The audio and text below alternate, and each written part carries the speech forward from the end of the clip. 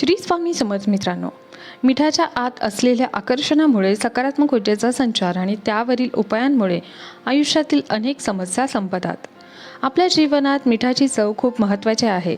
जेवणामध्ये मीठ जास्त असो किंवा कमी असो, नुकसान तर होतं. मीठ हे आरोग्याशी संबंधित समस्या दूर करते आणि ज्योतिषशास्त्राशी संबंधित समस्या देखील दूर करते. ज्योतिषशास्त्रानुसार मीठ घरामध्ये सुख समृद्धी वाढवते आणि राहू केतूचे अशुभ प्रभाव दूर करण्यासाठी देखील मीठ प्रभावी मानले जाते. मिठाच्या आत असलेल्या आकर्षणामुळे सकारात्मक वातावरण निर्माण होते, कारण मिठाला माता लक्ष्मीचा भाऊ मानले जाते. कारण मीठ देखील समुद्रातूनच मिळते.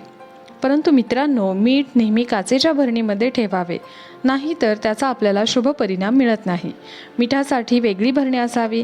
काचेच्या स्वच्छ भरणीमध्ये मीठ भरून ठेवावे. त्याच्यामध्ये चमचा देखील ठेवावा. चमचा तुम्ही प्लास्टिकचा वापरला तरी देखील चालेल, परंतु स्टीलचा वापरू नये. जर तुम्ही कोणत्या वेगळ्या डब्यामध्ये असे मीठ ठेवले असेल तर आजच मिठासाठी एक नवीन काचेचा डब्बा किंवा भरणी तुम्ही आणून ठेवा.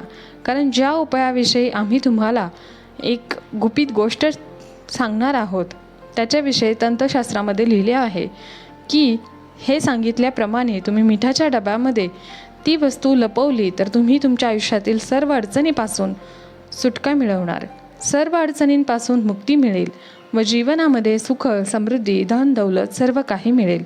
मित्रांनो, एका गोष्टीला समजून घ्या. ज्या व्यक्तीच्या घरामध्ये मिठाचा डबा असतो तो सरळ त्या डब्याच्या आर्थिक दृष्टीने संबंधित असतो. मीठ आणि हळद कधीही एकत्र एका डब्यामध्ये किंवा मग मसाल्याच्या डब्यामध्ये ठेवू नये किंवा मिठाच्या शेजारी हळदीचा डबा ठेवू नये.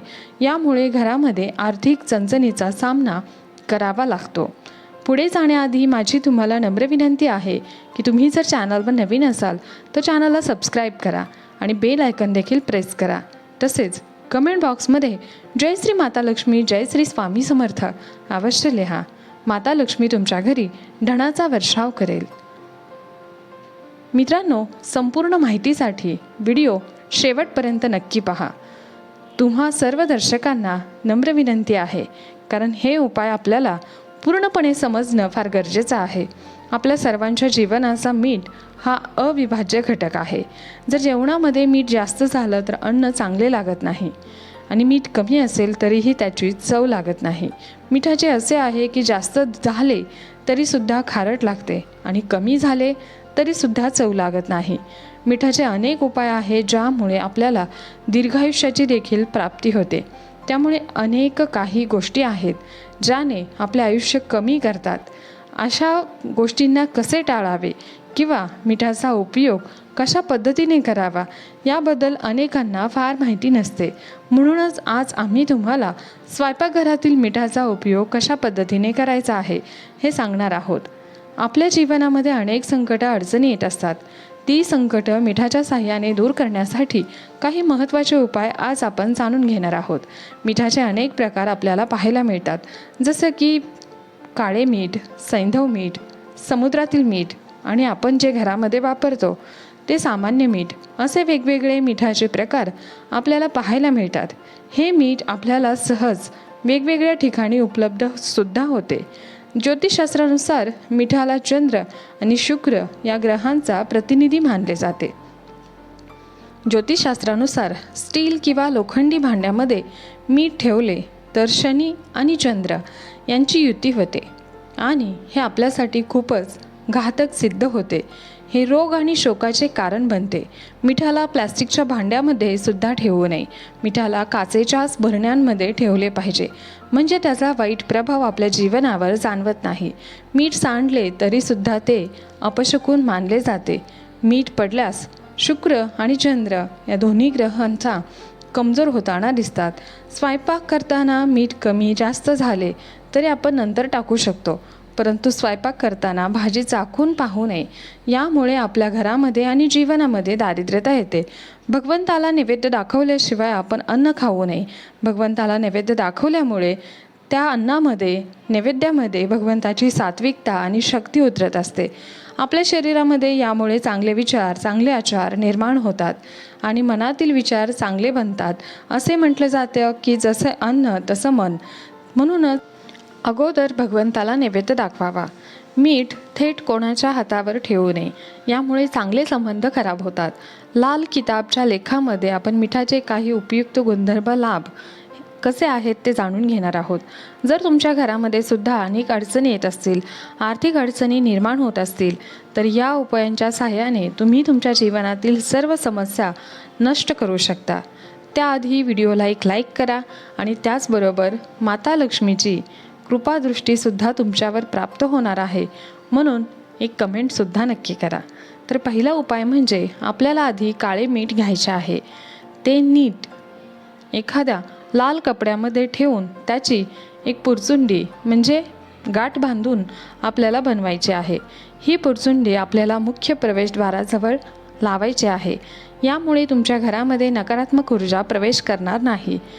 काळ्या मिठाची पुडी जर तुम्ही तुमच्या तिजोरीवर ठेवली तर यामुळे तुमच्या घरामध्ये पैशामध्ये वाढ होईल. यामुळे तुमची तिजोरी नेहमी पैशाने भरलेली असेल व माता महालक्ष्मीची कृपासुद्धा तुमच्यावर सदैव राहील.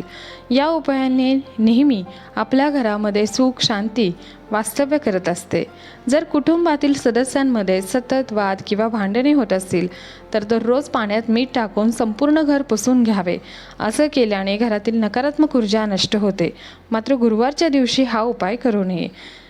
वातावरणामध्ये शुद्धता वाढते. यामुळे कुटुंबातील सदस्यांमध्ये परस्पर प्रेम टिकून राहते. ते नेहमी एकमेकांना साथ देतात. जर तुम्ही हा उपाय रोज करू शकत नसाल तर किमान मंगळवारी तरी करावा. त्यानंतर दुसरा उपाय, आपल्याला एक काचेची बाटली घ्यायची आहे. त्या काचेच्या बाटलीमध्ये आपल्याला मीठ भरून ठेवायचं आहे आणि ही बाटली आपल्याला बाथरूममध्ये ठेवायची आहे. अगदी छोटीशी बॉटल असेल तरी चालेल.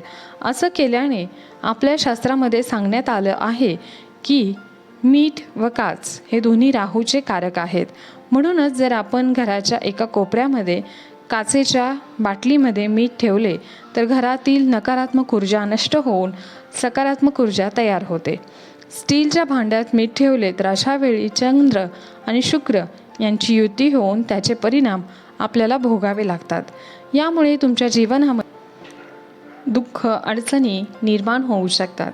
घरामध्ये नेहमी पैसा खेळता राहावा तसेच नवीन पैसा सतत येत राहावा असं वाटत असेल तर एक काचेचा ग्लास किंवा मग छोटीशी भरणी घेऊन त्यामध्ये मीठ ठेवा आणि हे मिठाने भरलेला ग्लास किंवा भरणी आपल्याला घराच्या नैऋत्य कोपऱ्यात ठेवायचा आहे. असं केल्याने आपल्या घरामध्ये पैसा नेहमी खेळता राहतो. तसेच आपल्या घरामध्ये नवीन पैसा येत राहतो. या ग्लासमधील मिठाला किंवा भरणीमधील मिठाला पाणी पूर्णपणे सुटल्यावर ते मीठ बदलून नंतर पुन्हा आपल्याला त्याच्यामध्ये नवीन खडे मीठ भरायचे आहे. तसेच तुम्ही मिठाच्या भरणीमध्ये कोणालाही न दाखवता न सांगता गुपचूप 2 लवंगा ठेवू शकता. यामुळे माता लक्ष्मीचा आशीर्वाद सतत घरामध्ये राहतो. घरामध्ये धनधान्याची आणि पैशाची कमतरता भासत नाही. त्यामुळे मिठाच्या डब्यामध्ये 2 लवंगा नक्की ठेवा. लवंगा साबूत असाव्यात, त्यावरची फुलं देखील असावेत. तुटलेल्या लवंगा किंवा अर्ध्या असलेल्या लवंगा ठेवू नयेत.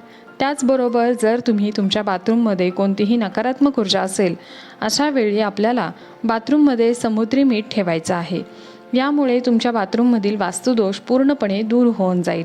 जर तुमच्या घरातील बाथरूम चुकीच्या दिशेला असेल तर बाथरूमच्या उंबरठ्यावर लाल रंगाने जाड रेषा काढावी.